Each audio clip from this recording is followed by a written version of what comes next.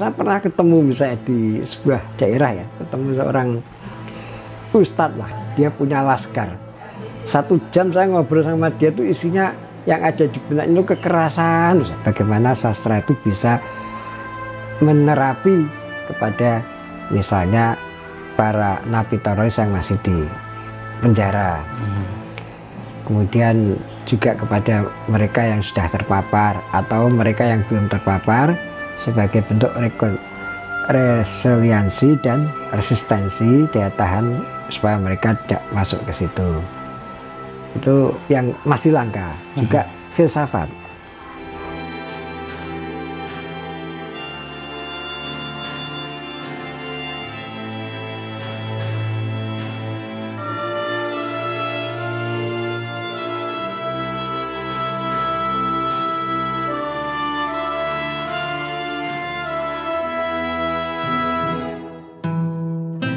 Assalamualaikum warahmatullahi wabarakatuh. Salam sejahtera buat kita semua.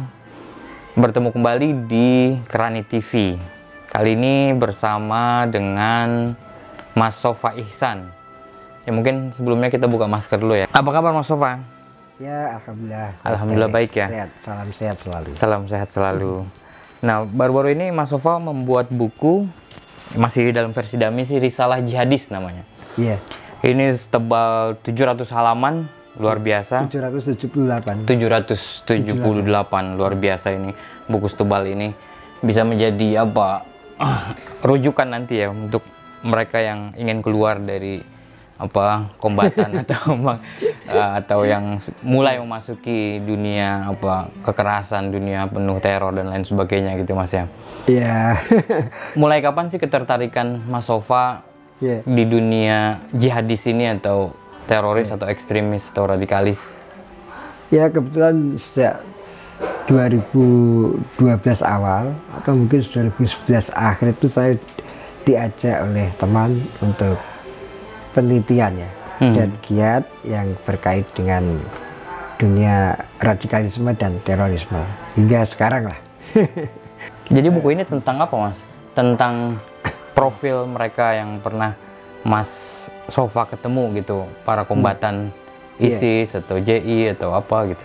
Ya memang buat saya buku itu awal ya, saya belum mengatakan sebagai sebuah buku yang istilah pribadi saya, bukan untuk umum, para excellent belum ya.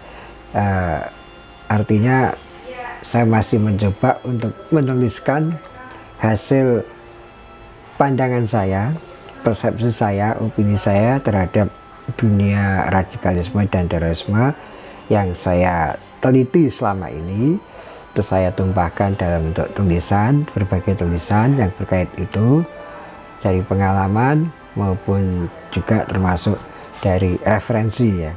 Terus itu saya jahit, saya kumpulkan, saya sistematikakan. Ya saya hanya mencoba itu. Apa poin penting dari buku ini Mas? Di sini kan ada berapa bab ini? Iya, ada 6 bab kayaknya ya. Ada Jadi saya ingin melihat dunia radikalisme dan terorisme itu dari apa ya istilahnya, dari mulai bagaimana kehidupan kita di Indonesia itu tidak lepas dari warisan radikalisme, kemudian teror-teror yang sudah terjadi di negeri kita, bagaimana itu menjadi satu tragedi ya, dan mengapa itu terjadi, kemudian siapa pelakunya, dan kemudian lanjutannya bagaimana, seperti misalnya tentang Jamaah Islamiyah, kemudian ISIS, Jamaah Ansarud Daulah yang saat ini sedang saya kira trending topik ya, hingga Taliban. Tapi Taliban belum banyak saya coba kaji. Terus kemudian tentang radikalisme ekstremisme yang menghinggapi berbagai komponen masyarakat kita. Saya melihat itu hingga perspektif solusinya bagaimana, apakah hanya apa yang sering dikatakan seperti deradikalisasi, moderasi, atau ya semacam solusi mediatif yang sifatnya persuasif, atau hard power atau soft power, kayak gitulah. Nah, apa tawaran Mas Sofa dalam buku ini untuk soft power dan hard power itu, Mas? Ya, saya sebenarnya belum banyak menawarkan sesuatu yang breakthrough ya, yang gebrakan tunggal. Saya hanya melihat di situ solusi yang dilakukan selama ini perlu ada tambahan menunya gitu. Misalnya moderasi melalui sastra, moderasi melalui filsafat, melalui budaya. Makanya di situ juga saya cantumkan bagaimana budaya Nusantara seperti di Sulawesi Tenggara, Maumere yang sempat saya teliti sana. Karena saya kebetulan dulu diajak beberapa kali penelitian tentang budaya ya di berbagai daerah. Itu saya coba refleksikan, mungkin ini menjadi salah satu solusi lah dalam meretas radikalisme yang saat ini di Indonesia kata banyak orang lagi panen gitu ya. Apalagi dengan pengaruh luar, geopolitik luar negeri seperti Taliban, dulu Suriah juga mengakibatkan banyak orang terhipnotis dan banyak berangkat ke sana. Nah, itu solusinya gimana? Ada perlu solusi yang lebih komprehensif kayak tadi sastra, filsafat.